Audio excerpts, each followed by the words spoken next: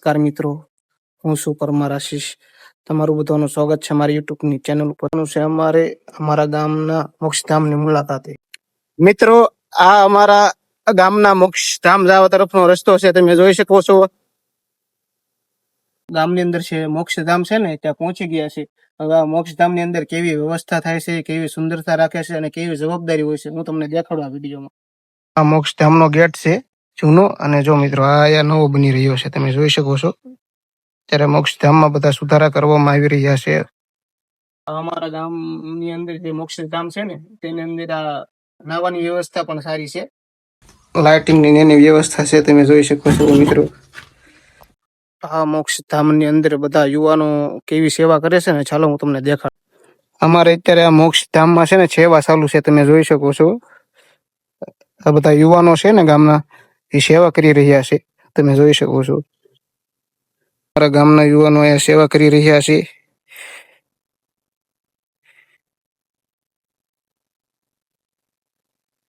આ નાનું બાળક પણ છે ને સેવા કરી રહ્યું છે, તમે જોઈ શકો છો.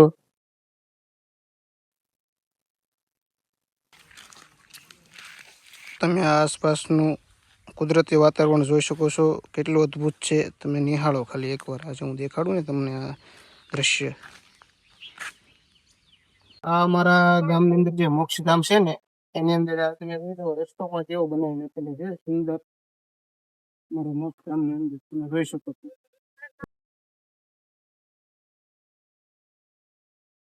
તમે જોઈ શકો છો અમારા ગામની જીવદયા ટીમ છે ને, તેને સુંદર વ્યવસ્થા કરેલી છે. જુઓ તમે એક જોઈ શકો છો.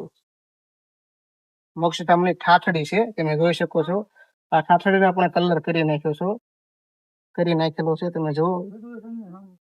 અમારા ગામના જે જીવદયા ટીમ છે ને, એને બહુ સુંદર વ્યવસ્થા કરેલી છે, તમે જોઈ શકો છો. કેવા કેવા વૃક્ષો પણ છે અહીંયા.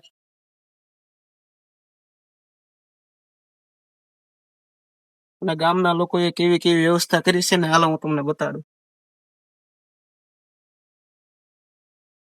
આ જો લાકડાની વ્યવસ્થા પણ કરેલી છે, તમે જોઈ શકો છો. આ લાકડા છે.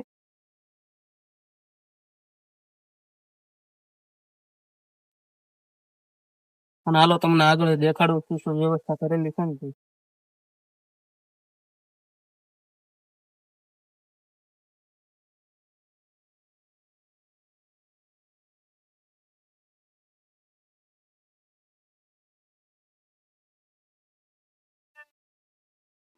મિત્રો, આ ગામના લોકો છે ને, તમે જોઈ શકો છો. અમારા ગામના યુવાનોએ ઝૂંપડીની વ્યવસ્થા કરેલી છે.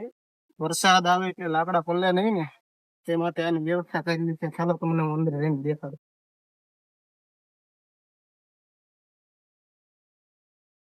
તમે જોઈ શકો છો મિત્રો, આ સુંદર વ્યવસ્થા કરેલી છે. અને હવે શું શું આગળ વ્યવસ્થા કરીને હું તમને દેખાડું મારા ગામના યુવાનો.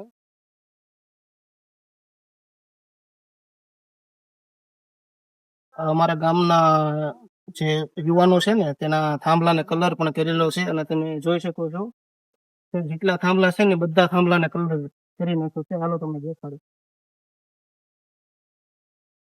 અમારા ગામના જે યુવાનો છે ને, એના વૃક્ષો પણ સારા વાવ્યા છે, તમે જોઈ શકો છો.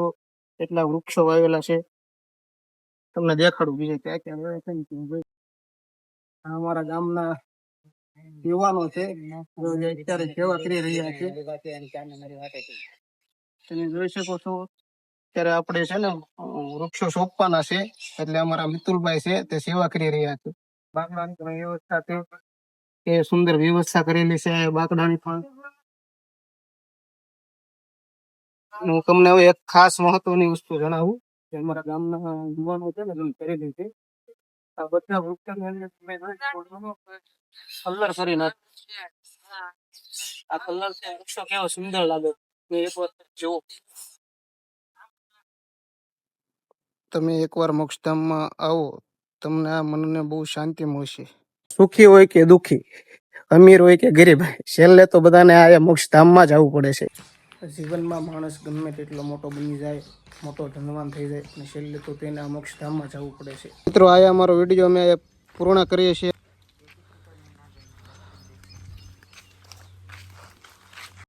મિત્રો તમારે જો અમારા આ ગામનું મોક્ષધામ ગમ્યું હોય તો એકવાર અવશ્ય મુલાકાત લેજો અને જો આ વિડીયો ગમ્યો હોય તો લાઈક શેર અને સબસ્ક્રાઇબ કરી નાખજો.